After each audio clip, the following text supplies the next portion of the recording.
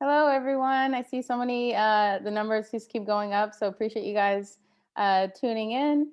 Probably give everyone a few minutes to trickle in. But yeah, while we're here, why don't you guys tell me where you're all from?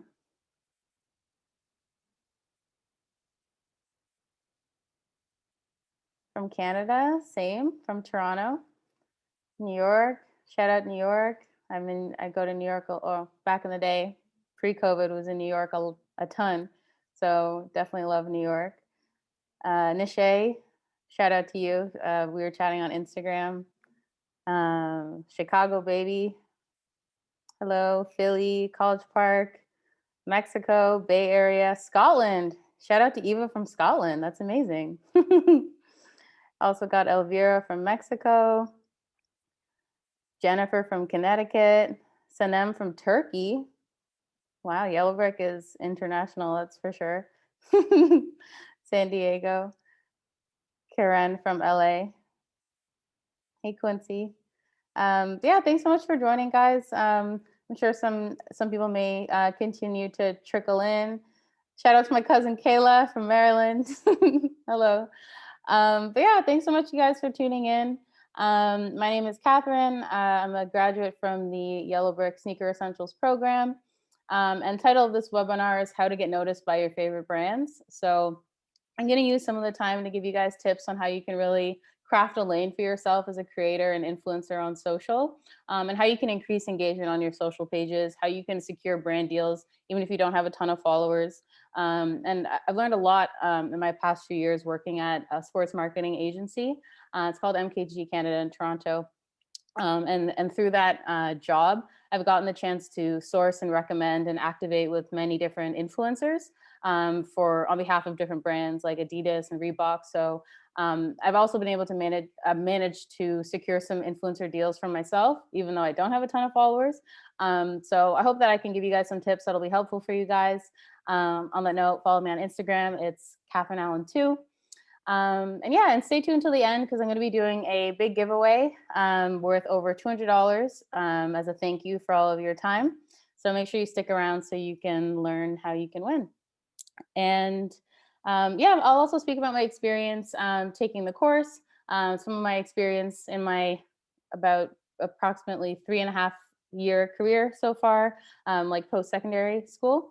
And hopefully I can share with you guys some tips that'll help you to grow your own lane on social as well and start working with some of your favorite brands. So if you see me scrolling and looking through things, it's because I have a ton of notes of things that I want to make sure I speak to.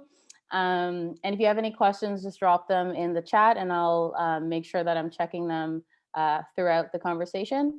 And yeah, again, want this to be a conversation. So drop any questions that you have and I'll definitely make sure that I'm checking the chat box to check in on you guys and what you're saying and thinking.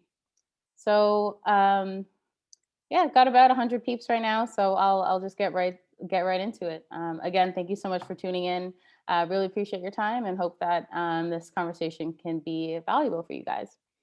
So a little bit about me. My name is Catherine. I'm 27 years old. Feels weird to say. I just turned 27 a few days ago, and I'm from Toronto, Ontario, Canada.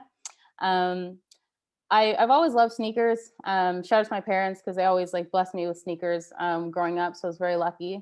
I love to mention the story of like elementary school and around September when Champs and Foot Locker would have buy one get one deals.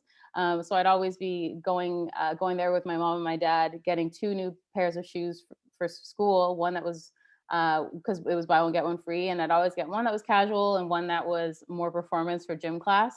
And I always use gym class as a chance to flex my kicks, and I always got so many compliments on it. So overall, I just really like started loving sneakers, and that's kind of where it all started. Someone on Instagram asked me like, "What's the first sneaker to really catch my eye?" Thanks for the question. It's the Nike Biotech Dunks from 2002.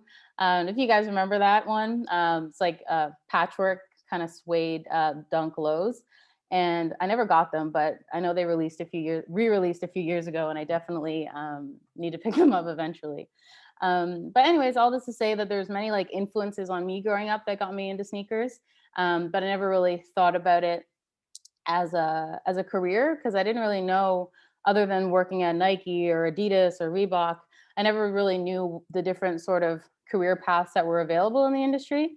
And that's something that was really interesting for me about that taught me. One of my biggest takeaways from the course is just learning about the different career paths and pockets of the industry. So, the course talks about production, design, manufacturing, media, and all the ways that these different segments are interconnected, meaning that through these different pockets and segments and niches, you can find your way into working in sneakers beyond just working at a sneaker brand. My boyfriend, for instance, shout out Nico, he took the course and is now an aspiring sneaker designer. So he's just getting started. I'll drop his Instagram in the chat if you want to hit him with some support. But the course inspired him to pursue sneaker design. And so it's just another lesson of the real value that you can drive from the course, and depends on what you make of it. And I'll talk a bit about that as well. But a lot of amazing things you can learn from both Sneaker Essentials course, as well as the streetwear course. Chang, so happy birthday. Thank you. Appreciate it. Quincy, you rock already. I know your info is going to be fire. Really appreciate that. Dennis, yeah, I never got the biotechs, but we should definitely look into picking them up because they're fire and I think such a classic. But yeah, anyways, there's so many different career paths you can take. And me personally, the way that I get to work with sneakers is because I work at a sports marketing agency, and we have a few clients that are sneaker brands. So we do some work with Adidas, and I've done some work with Reebok in the past. And I find that this path is really helped me, because I do aspire to work at a streetwear brand or a sneaker brand eventually. But getting to work with these brands firsthand at this agency is really giving me some amazing experience that I hopefully will be able to apply when I start seeking jobs elsewhere and when I start to look towards my next steps. So that's great, and something that I'm definitely gonna take away from the course. In terms of my professional life and what I do, I'm a strategic planner at MKG Canada. So been on the strategy team for about 2 years now. I started as an associate strategic planner, and before that, I was on the events team. And I definitely, when I graduated from university in 2016, I definitely didn't know what I wanted to do. I knew a lot of people in my program. I was in the media, information, and techniculture program. For simplicity's sake, you can call that like communications. I know a lot of people go into marketing, but I didn't know what I wanted to do. I didn't even know what that really meant. Like, marketing is a big bucket.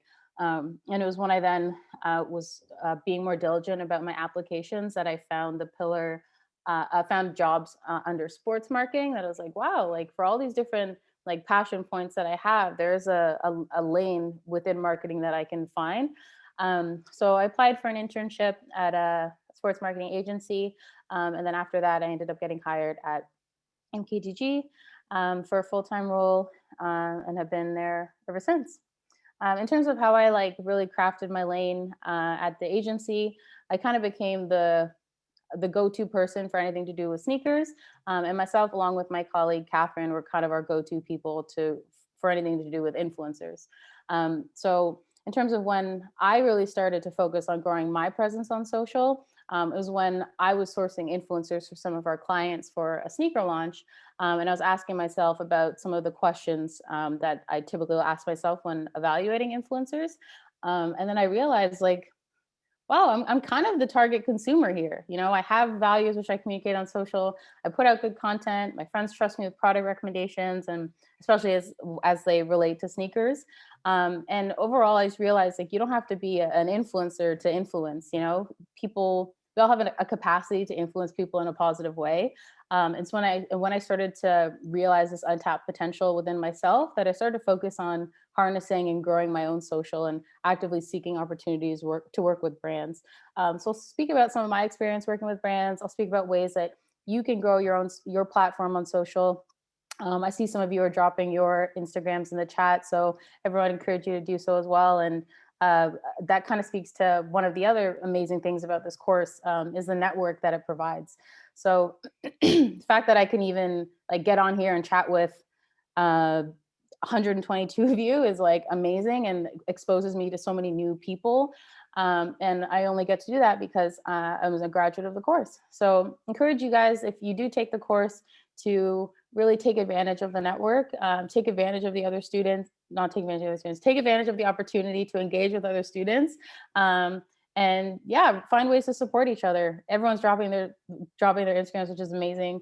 Connect with each other, because when you decide to, put out something, and you'll have an amazing group of people amazing group of like-minded people who will want to support you. So definitely take advantage of the connections and networking that this course provides.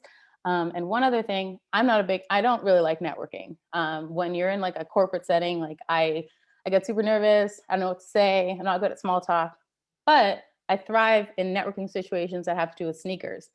And I think that's probably will be the same for many of you. So definitely take advantage of it, and take advantage of the fact that everyone in this group, everyone in this course has a shared passion point of sneakers or streetwear and sneaker culture. And yeah, leverage that to really make and form good connections with the people in the course. So where was I? All right, so I definitely want to share some tips for you guys on how to get noticed by your favorite brands. And the first thing that I'll say, shout out to Ebony. First thing that I'll say is, people are often hesitant to put content out there, especially, beyond like, say, a sneaker pic or a fit pic. People get nervous to put out content. I know that I do, and I know that I have. Um, my Instagram's at Kath and Allen too. Julia just asked, thank you.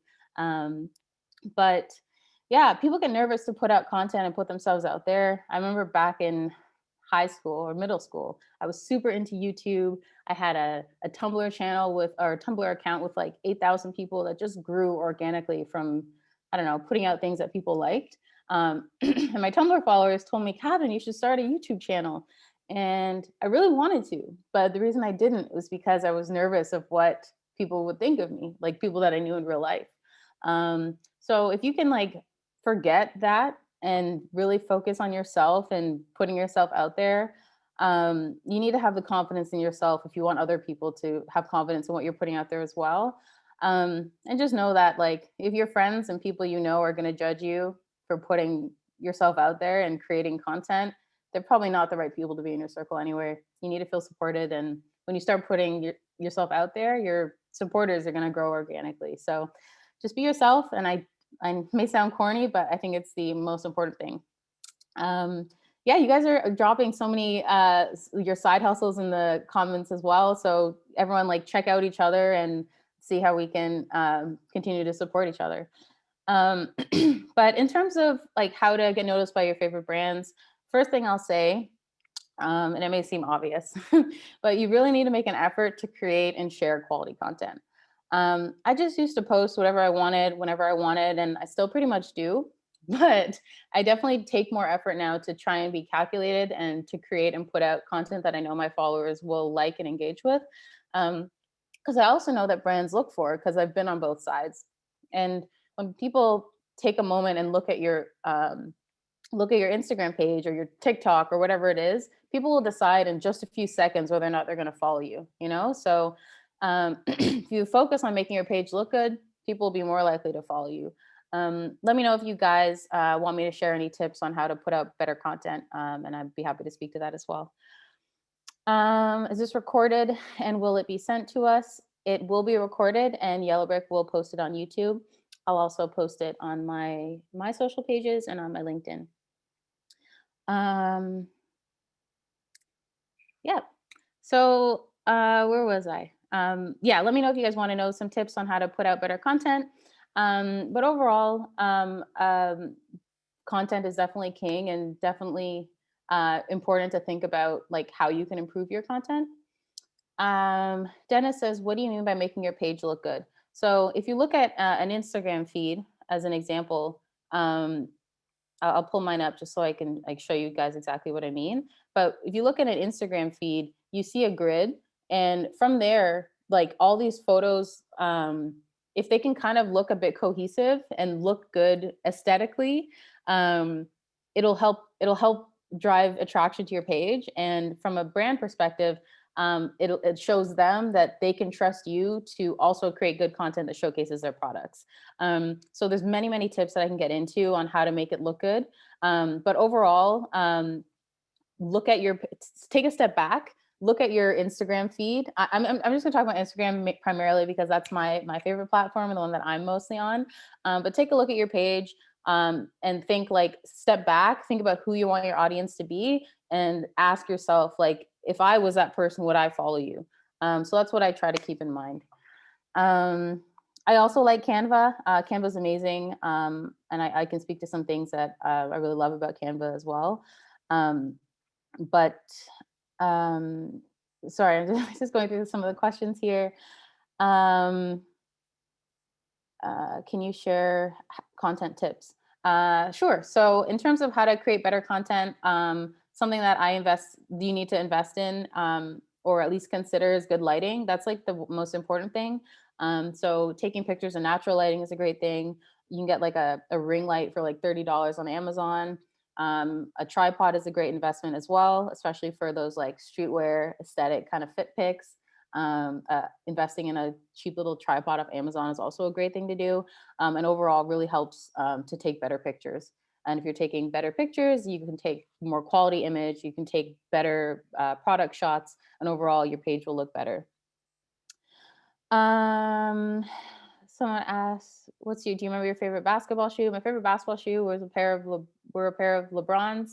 I don't remember what number they were, but they were black and red and white with a black strap with some gold on it as well. The one over the top. That was unreal. I love those shoes. I hope I can find them. Um, Someone said, I see Nishay asked, I am asking you this because I see you wearing a basketball shirt. Yes, wearing a Lakers shirt in honor of Kobe, 1 year anniversary of his death yesterday. So RIP, shout out to Kobe. Yeah, I definitely, there's so many things I want to cover, but there's tons of in the chat. So if you do see me going back and forth, it's just because of that.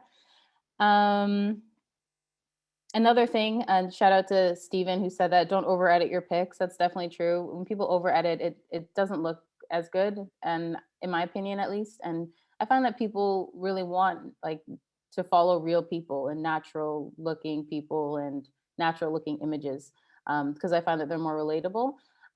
So overall, that's a good tip. So thank you for that, Steven.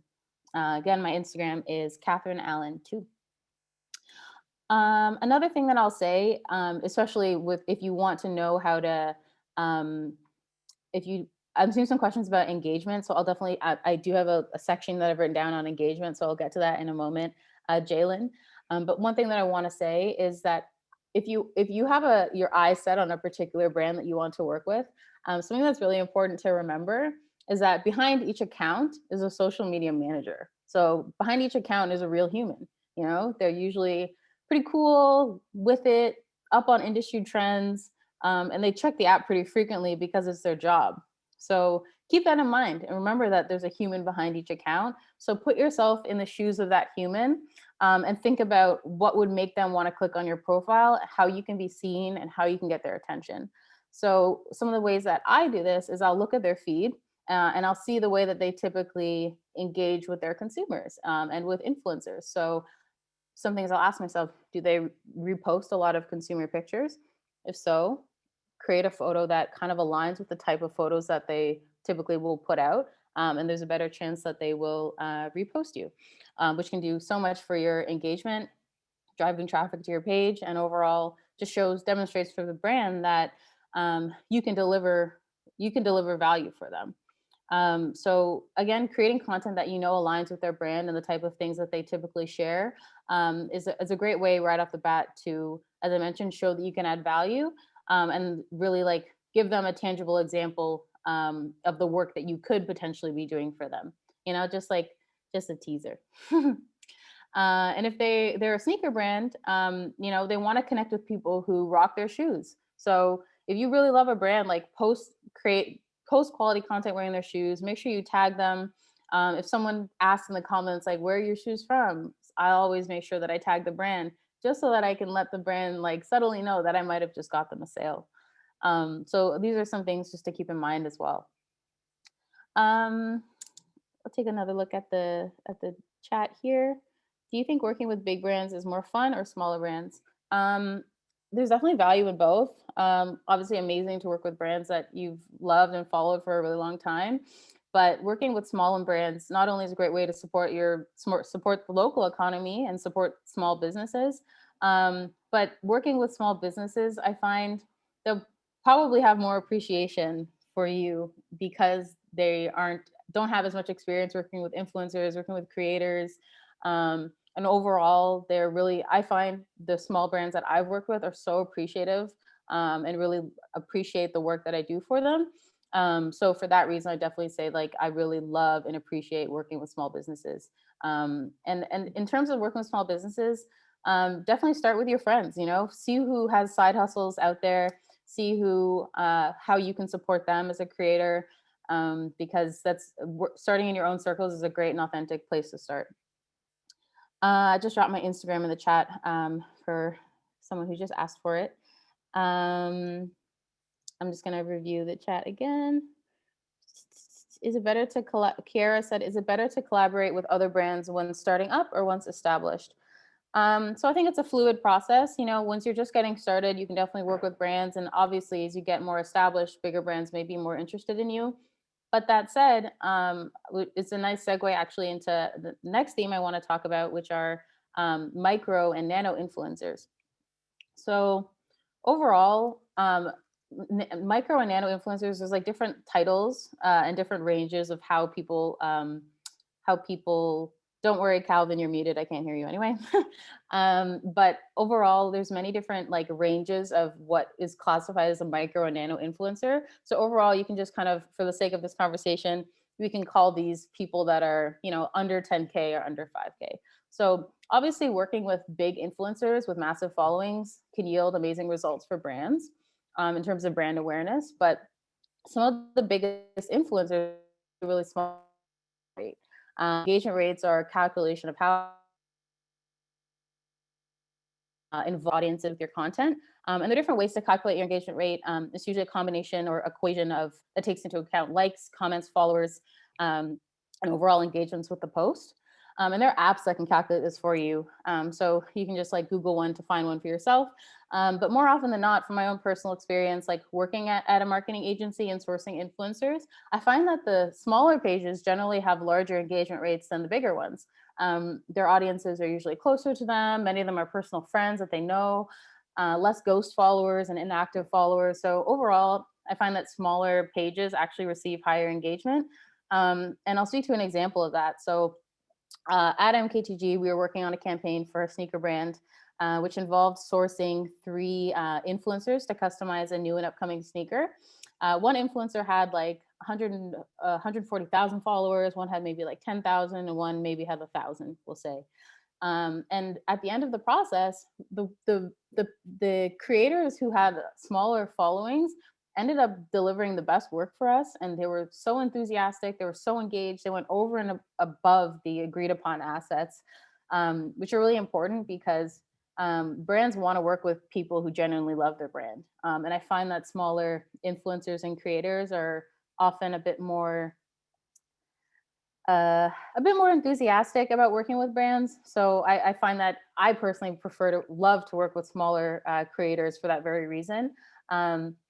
And the genuine love for the brand is usually very clear. And in that example I shared, the creators with the smaller followings actually had higher engagements on their content than the one with the biggest following. So all this to say that, like, from a marketer's perspective, we're definitely not just looking at following, because the following really doesn't mean anything. It's really about the engagements and how much people actually like your content. You guys are all chatting in the chat box, which I love to see. So, you know, continue to get to know each other. And before I keep going on, I'll just pause to go to some Q&A. Yosef said, are promoting posts on Instagram something you would recommend? I noticed not as much growth from it. Would a bigger budget help with this? So I'm going to answer this now.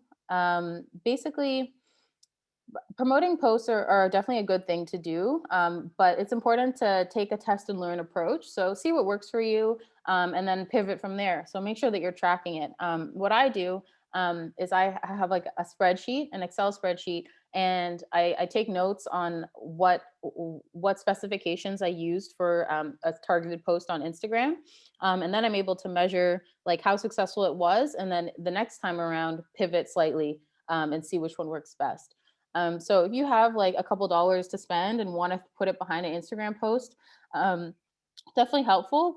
But make sure that not only that you have good content that you're proud of, um, excuse me, ensure that that there's good content that you're proud of, and ensure that you're targeting it to your audience specifically in a way that's efficient and makes sense. So, just doing an open sponsored post on Instagram for something that's sneaker related probably won't drive as much results if it's not getting to that sneaker audience. So make sure that in your customization settings on the Instagram for business portion, that you're making that as specific as possible and as granular as possible.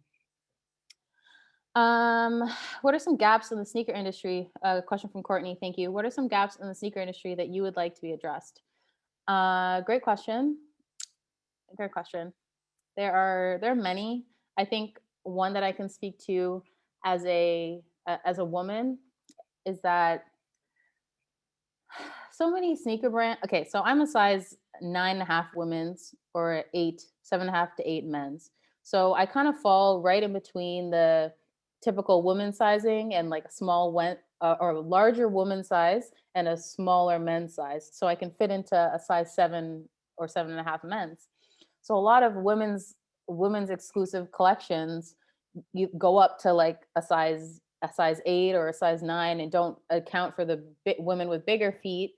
And then some of the women's collections are usually like pink and flowery. And overall, I think that the biggest gap for the women's industry is that they need to just put out sneakers for all humans that appeal to everyone, because we all like dope things. I actually just posted about this on Instagram, but we all like dope things, and it sucks when you can't get in your size because they've assigned you to a particular gender and what they think their marketing will appeal to.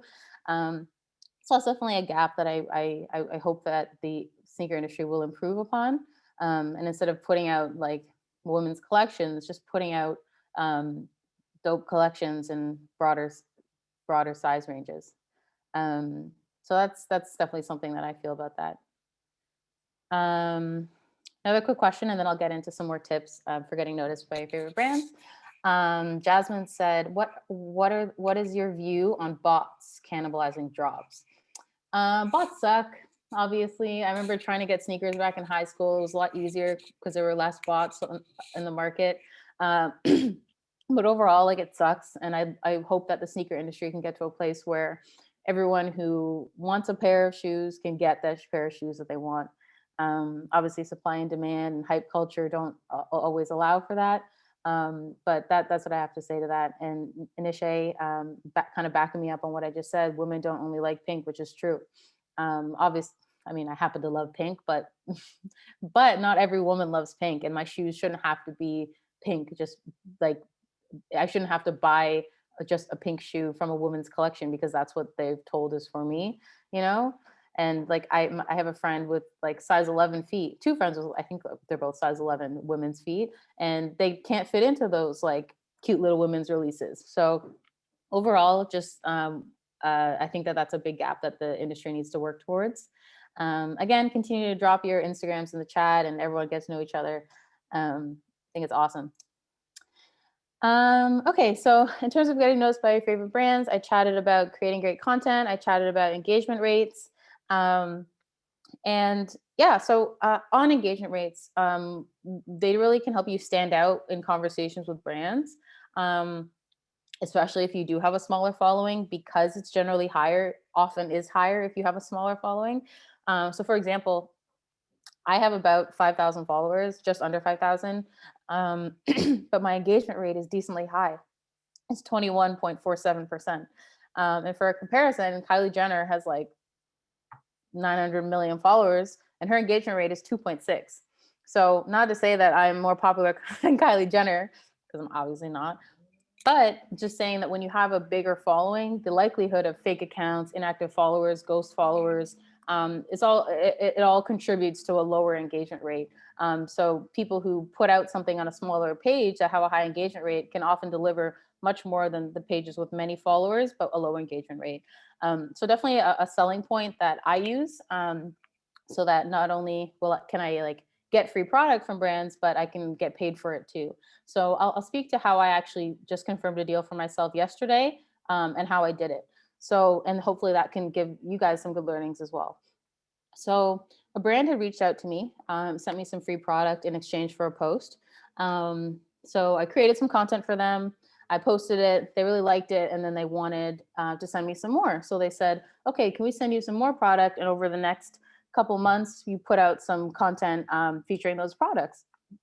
I said, "Please reach out to me via email, and I'd love to chat with you further." So from email, I emailed them a media kit, which I created on Canva. I can send a link to that as well, and I can also share like the template that I used if you guys think that would be helpful. I can share that with you after. But I created a media kit on Canva, and in there, I spoke to the engagement rate I can provide, some demographics about my audience, such as like average household income and all those kinds of things. And again, you can find resources online, both free and paid, to get these sort of granular data points. But when you can put that data out there, it really shows the value that you can provide to brands. A bunch of you are saying that would be really helpful, so I'll absolutely send you the template that I use. I'll also share I'll share my media kit, the way I made it, just so you can see like what can work for you. So yeah, I sent it out to them. I crafted an email that it's pretty templated. Like I usually use a very similar email.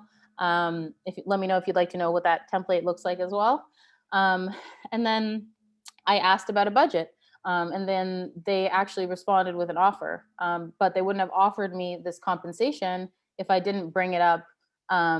If I didn't bring it up myself, they would have just sent me product. So remember that if a brand is reaching out to you, it's because they think that you and you specifically are a good representation of their brand and can help them to move product. So don't be scared to ask for compensation, because you deserve it. And the worst that they can do is say no.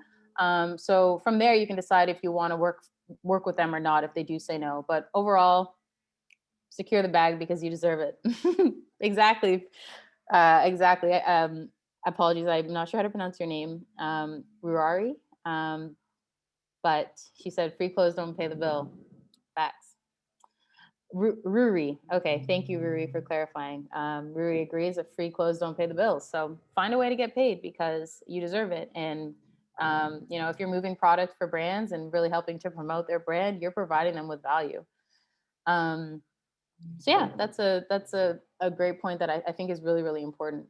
Especially like it's great to receive free product, and I can speak to some of the ways that I've helped facilitate and help increase visibility of my own page so that brands do reach out to me for product. But I can speak to that as well. Okay, let me take a pause and go to the Q&A again.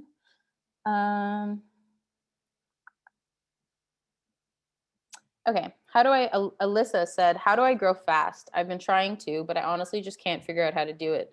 I tag brands and use hashtags, but I feel like nothing works.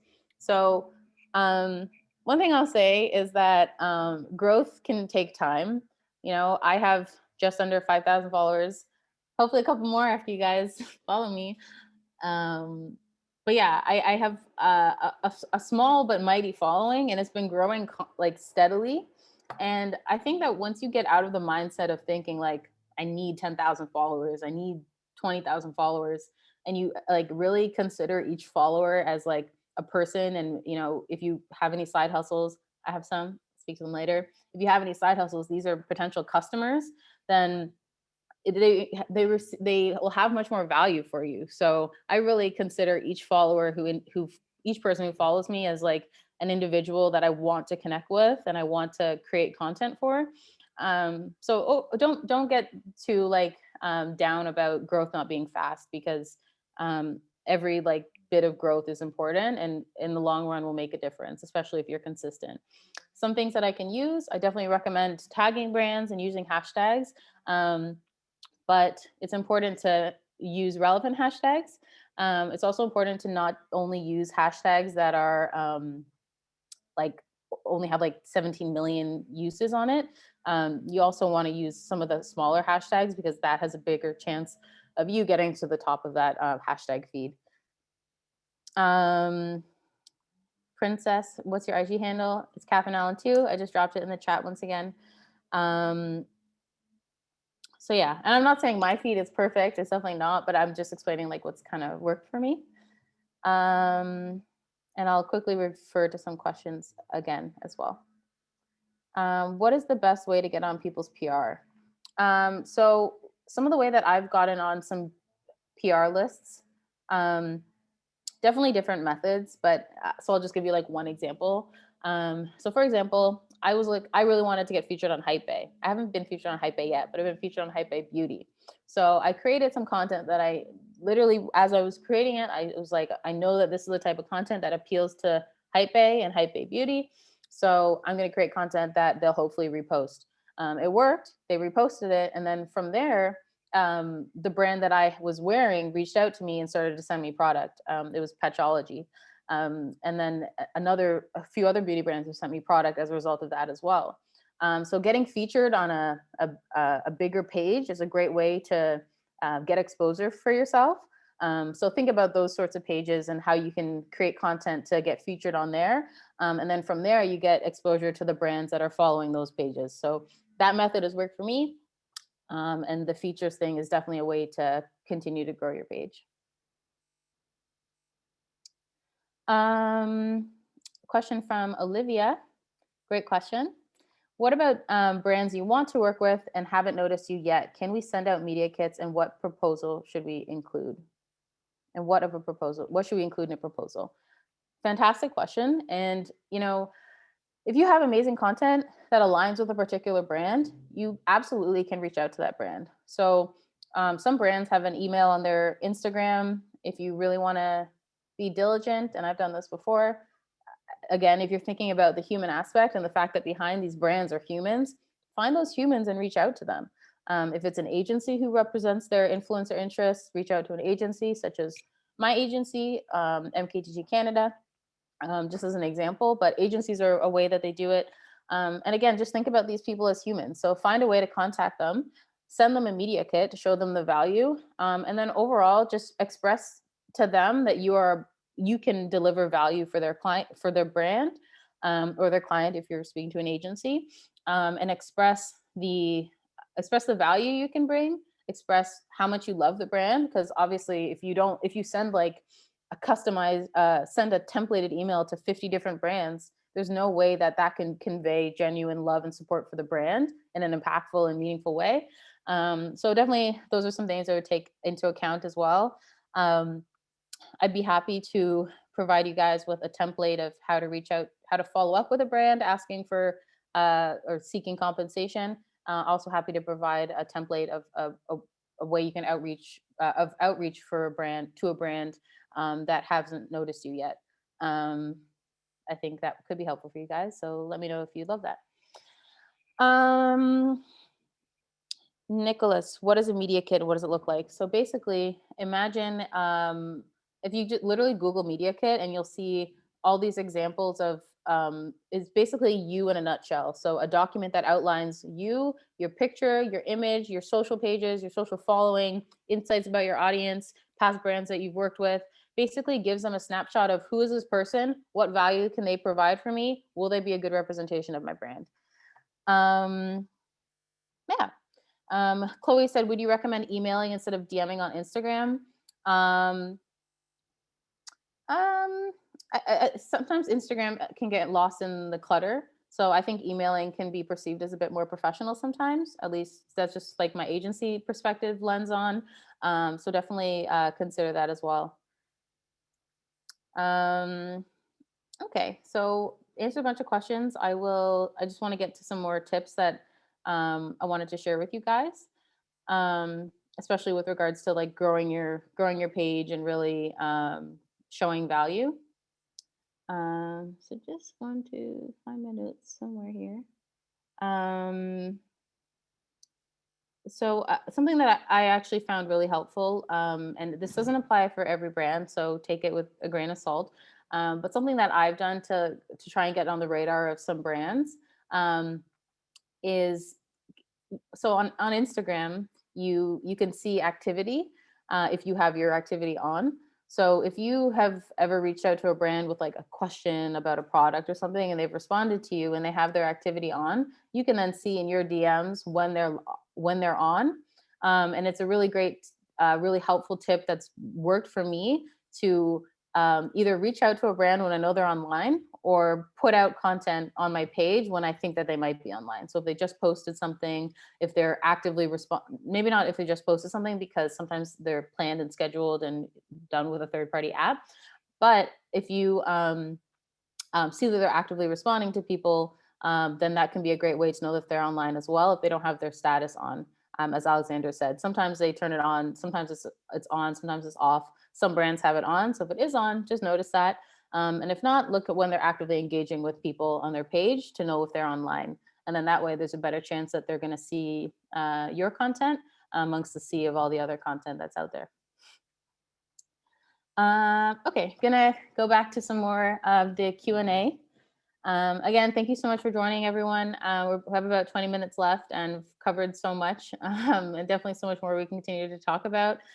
So follow me on Instagram, KathleenAllen2. I dropped it in there. Add me on LinkedIn. Happy to continue chatting and getting to know you guys and offering support where I can.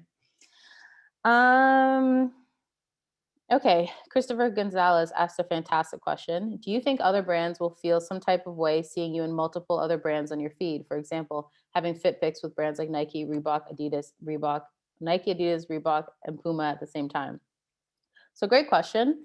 And something that I can speak to from my experience, like sourcing influencers for brands, is that sponsor clutter is definitely something that we look for. So sponsor clutter is exactly how it sounds, like a clutter of sponsored content. So when I'm looking at an influencer and whether or not I want to recommend them, if every other post is a sponsored post, then I probably wouldn't recommend them, because they're not going to be able to devote, not necessarily going to be able to devote all their attention to you if they are also devoting their attention to so many other brands.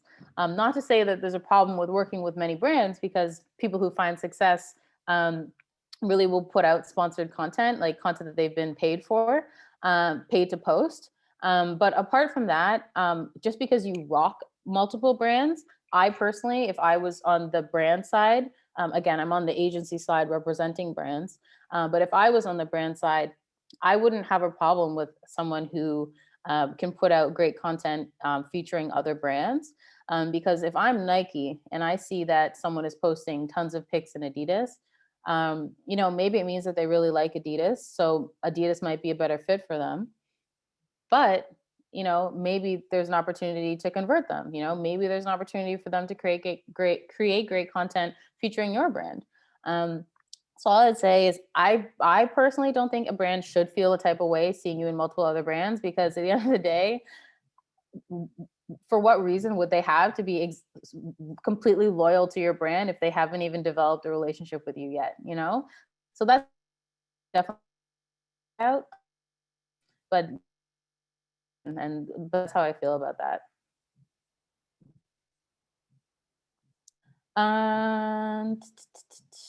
Any tips on how we can create more engaging posts as a brand? Something I'm going to do for the algorithm. So I can definitely give you some tips on how to increase engagement, just from like things that I've learned, things that I've like experienced, some tips that I've learned on TikTok. I've learned tons of tips for engagement on TikTok recently, actually, which have been super helpful. But one tip to get better engagement, for example, on your story, adding hashtags to your story and then kind of dragging it off to the side so no one can see it. That's a great way to drive more traffic to your page, and the algorithm will apparently favor you for that. First of all, I think it is so weird that we refer to the algorithm like it's this big brother entity that we all are trying to impress. So having noted that, some of the ways that you can impress the algorithm are things like that. Another tip that I do is, if people comment on my post, I won't actually like that post. I won't like their comment until I post another picture, and then I'll go back when I post my new one and I'll like those old comments, because then that way it gives them a notification from my page, and then and because of that engagement, the algorithm is more likely to put my new content on their feed. So that's something that I've learned and I find has been really helpful with increasing engagement. But I think the biggest thing for me, you mentioned that you want to increase engagement for the brand that you're starting. Some of the things that's genius. Thank you. I'm not sure if I can take credit for that one though, because I think I might have read that on TikTok. But all this to say, there's so many amazing tips out there that people are willing to share with each other, and the more you can share, I think the more we can all get ahead. So Yosef had said, any tips on creating more engagement posts as a brand? So the biggest takeaway for me, and I'll speak a bit about this later, but biggest thing for me with growing my pages on my Instagram. So I have my personal Instagram. I also have Instagram and a TikTok for my small business, which I'll be launching in February. The way that I've been able to grow that page is by actively engaging with people who I know will like my content. So I guess I'll use this as an opportunity to talk about my brand. My brand is called Human Goods, and I'll speak a little bit more about it. But the way that I've been able to grow that page is by actively going and finding people who I know will like my content and like the pieces that I'm putting out. I've been making these necklaces with vintage repurposed designer buttons and accessories. And overall, the way that I've been able to grow my pages on Instagram and TikTok to I only have a couple hundred followers, but I've only had the page for like a couple weeks. But really considering each human as a potential customer. So I saw this TikTok and it was like, you might only have 30 likes on your post, but if 30 customers walked in your door right now, you'd be ecstatic. So it's so true. Like I literally consider each human who follows me as a potential customer or as a potential friend and like connection and for networking purposes as well. So when you think about that and reach out to people on an individual basis, that could really help your page grow. And then one tip that has really helped me get more followers on those pages, as I mentioned, is actively engaging with people who I know will like my content. So for example, if I have a vintage Chanel necklace that I'm offering, I will go to the Chanel hashtag and engage with people who are already actively posting about Chanel and wanting to buy Chanel and vintage pieces. So I've literally gone and found my customer and then actively engage with their content. And then more often than not, they end up engaging back with me. Another thing I'd say is some people might feel some type of way about this, but I don't. I'll find a competitor of mine that I know has a similar audience to that which I want to reach. And then I find the people who are actively engaging on their posts, because those people, the people who actually take the time to comment on other people's things, those are the people who are more likely to engage with your content as well. So I'll go to a competitor, people who might have an overlap in my customer audience, and I'll engage with those people, especially, the ones who are actively engaging with that page. And then I find that it really helps drive traffic to my page as well. Thank you so much. You guys said you love my necklaces. Thank you, Alyssa and Chloe. Really appreciate the support. So I'll take some time and tell you a bit about it now, which also speaks to our giveaway. So I've been making these necklaces with vintage and repurposed designer jewelry. So these are some of them. I have about 12 different designs. This one's my favorite, hence why I wore it for this very special occasion. And in terms of giveaway for today, for everyone who sticks around, I'm going to be giving away a $50 Foot Locker gift card in your currency. I'm going to be giving away a $50 store credit to my online shop, which will be launching in February. And I'll give you one of these necklaces. You can pick which one is your favorite, and I'll give it to you. So the necklaces will range from about 100 Canadian dollars, roughly about 85 US dollars. And 25% of all proceeds will go to anti-racism and social justice initiatives. So I started making these necklaces like for fun, and then some of my friends said like, "Oh, I really want to buy one." So I was like, "Okay, like maybe there's an opportunity here." So it's really grown into something much bigger and something that I've been working on for honestly the past few years. So while I'm going to start with these vintage and repurposed accessories, I'm going to be launching a vintage apparel and accessories shop to promote circularity and sustainability. And I've been curating vintage pieces for the past like several years. I don't know if any of you are really into vintage shopping, but you know that once you find an amazing piece, you cannot let it go. And I've always used that as justification for my purchases. I'm like, one day I'm going to open a vintage shop. Um, so I've been curating unisex pieces for years and years and years from all my travels, every country that I've had the opportunity to travel to. Like I pick up some pieces. So I'm working on it, and I have some amazing collections coming my way, which will be genderless and unisex, and overall really want to have something for everyone. And it brings me a lot of joy to hook people up with fly gear. You know, it really brings me a ton of joy, like friends and non-friend people I don't know personally. So I have tons of collections in the bank and aim to meet all of your vintage streetwear needs.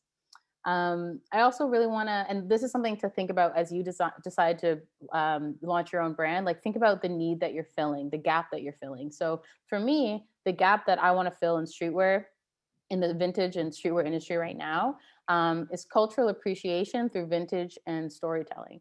So, I don't want to get into too much right now because I'm still working on that narrative, but I'm really excited, and I think it'll resonate with a lot of you and a lot of people. And more importantly, we'll give back to communities, promote cultural appreciation, promote sustainability. And in terms of the name, the brand is called Human Goods, Human Good, and then in brackets, the S, because it's really like stripping down the brand to its core, which is about doing good for humans through goods for humans and all humans. So it's a very simple concept. I'll drop my website and my brand Instagram in the chat in order to be eligible for this contest and this massive giveaway. Just make sure that you're following me on Instagram, follow my brand page on Instagram. And if you're not following Yellow Brick already, make sure you hit Yellow Brick with a follow as well. But yeah, I'm going to be launching in February. I'm really excited, and like literally makes me so happy to see all the positive comments in here. So thank you so much. Yeah, excited to hook you guys up with some fly gear and help promote cultural appreciation in the process. So yeah, make sure you're following me on Instagram and like and comment on my most recent. I should probably tell you how to enter. So make sure that you like and comment on my most recent post on my Instagram page.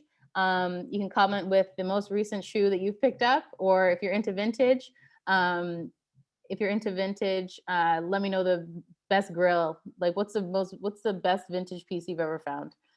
So comment that on my most recent Instagram, and then you'll be entered to win. I'll give it about a day, and then I'll do a raffle, automated raffle. So it'll be super fair, and I'll post it on my story as well.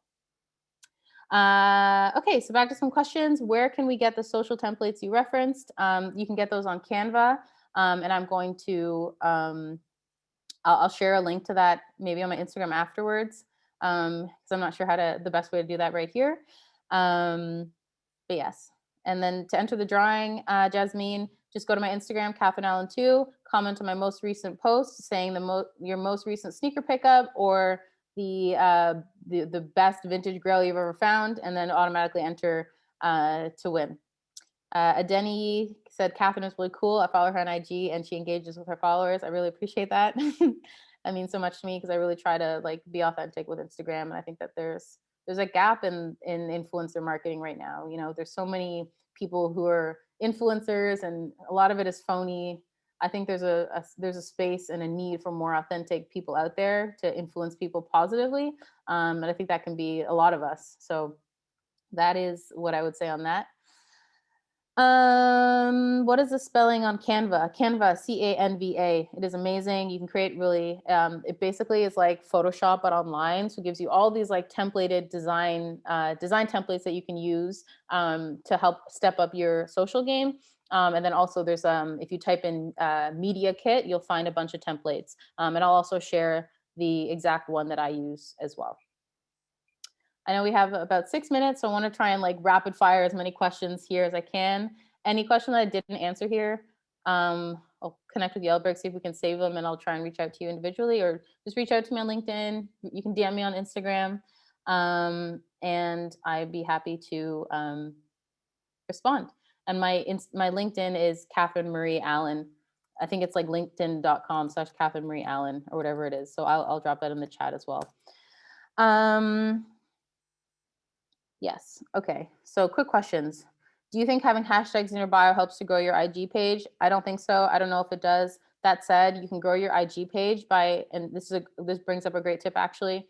You can grow your IG by ensuring that your bio explains who you are and what you do and what you're all about. So I used to have a blank bio. I think I had like an emoji or something. And then when I realized by being on the agency side that people look at that agencies use search engines to find influencers, that means that they use keyword searches to find influencers. So if you don't have a bio that describes who you are and what you do, they're not going to be able to find you. So I added sneaker to my bio, and that helped me a lot, I think, because it helped put me on the radar of sneaker brands, because before I was just a ghost, really. So make sure that your bio is specific. I'm not too sure about the hashtag thing. I think that's a great question that I'll definitely be curious to look into. How do you follow me? I put it in the chat. Hit me with a follow. Appreciate it. Any advice on getting internships? Great question. Someone also asked me this on Instagram. So I'll share a link to my to my past webinar with Yellowbricks. I spoke a lot about how I got my first internships. But definitely think about the fact that there's so many people applying, you don't have experience. So you likely don't have a ton of experience, at least I didn't when I was applying for internships. So because you don't have experience, compensate for it in other ways. So I worked really, really hard on my applications. I worked really, really hard on my case studies. If you apply for an agency, you'll likely be given a case study. And for my case study, I was like, I really need to impress. So I think the question asked me to provide one possible solution to X problem, and I had like 5 feasible solutions. So just work really, really hard on that case study and find ways to focus on not trying to make up for having experience, because if you don't have it, like that's it, that it is what it is. But really like harness yourself and recognize yourself as your biggest selling opportunity and the amazing things that you can provide. And then lastly, be confident in your interviews and relax, because at the end of the day, they want someone who's chill to work with, someone who they want to work with. So just allow your personality to shine through, and that will really help you with landing an internship. What do you think is the most important, from Miley, what do you think is the most important thing in starting a brand? Apologies, I'm talking quickly, but I'm trying to get through all these questions.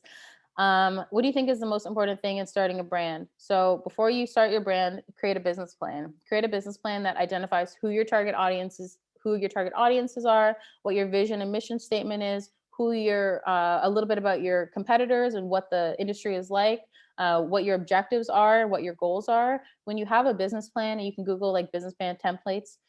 Again, I'd be happy to provide like the template that I use. But when you really articulate these things, you can ensure that everything that you do ladders up to those things that you've articulated in that business plan. So really important that you have a plan, and then that you can then stick to it and pivot and learn and grow from it. But if you don't have a plan and you're just kind of like running with it, it's really easy to get off of track. And yeah, focus is key. Can you repost other people's photos as long as you give them credit? Yeah, I personally think, and I think this is true, if you put out content, you're putting it out into the world. If people like it, they might repost it. If you do repost other people's content, especially for the purposes of making your own page look better, just ensure that you're giving credit where credit is due.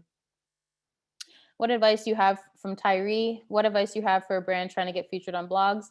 Again, think about the type of content that this blog likes, and then create content that that fits the brand and fits the blog. I thought that's what has worked for me in the past, and I think can help you as well. So just try to consider that. And then also, there's nothing wrong with reaching out to a blog, and either it's with a media kit or just reaching out to introduce yourself.